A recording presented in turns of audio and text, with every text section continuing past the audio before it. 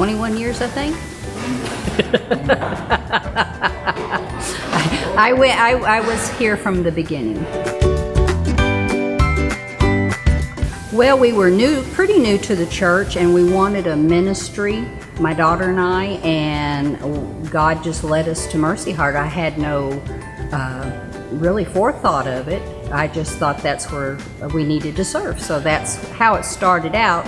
Little did I know that I would need Mercy Heart when my son was incarcerated. I was right where I needed to be. After, I think, a year and a half, 2 years that I was into Mercy Heart, he was arrested and eventually went to prison for 3 years. Today, my son's a deacon of this church, faithful. I am so proud of him. He is way over 20 years clean of drugs. He's a good husband, a good father, and definitely a good servant of the Lord. My granddaughters were the first to be baptized through Mercy Heart.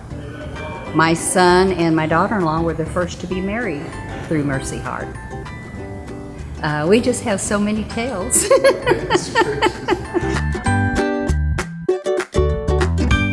Right now, God put me at the door. I am a greeter. I get to see the faces that come through the door, love them, greet them, make them feel comfortable, welcome, because a lot of places they feel like they are kind of out,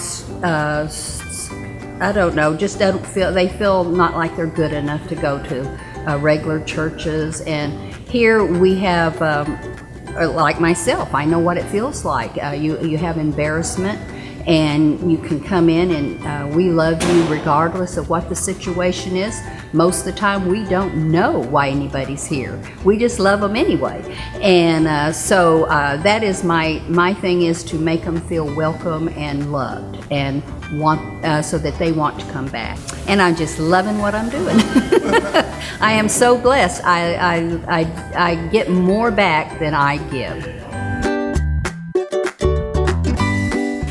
I think because I think a church is unaware how many people are affected by inmates, whether it's female or male.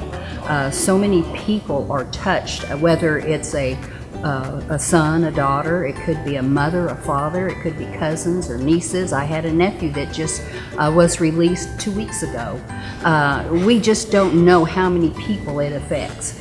And they don't know where to go because you're embarrassed to even really share that with a lot of people.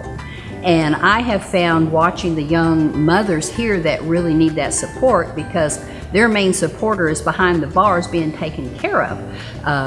They're fed, they're clothed, they have entertainment through television and books, but these poor mothers are having to worry about feeding their children, electricity, rent, and they can come here, and a lot of them share, well, I can go here and find help in this place, or I can, this is how we go to jail, this is the procedure you have to go through.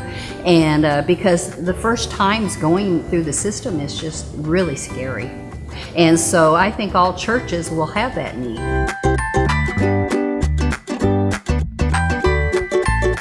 Support.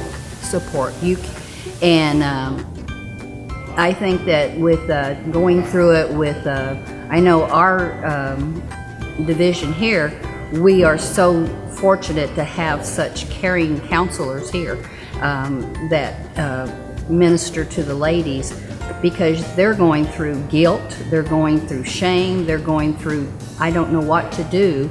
And the guilt, I think, is one of the worst things. And the only way that they can get through that is somebody that supports them through prayer and guidance with the Lord, because they can't do that on their own. They have to understand that that they didn't make those choices, that whoever is in there made those choices. And that's Mercy Heart.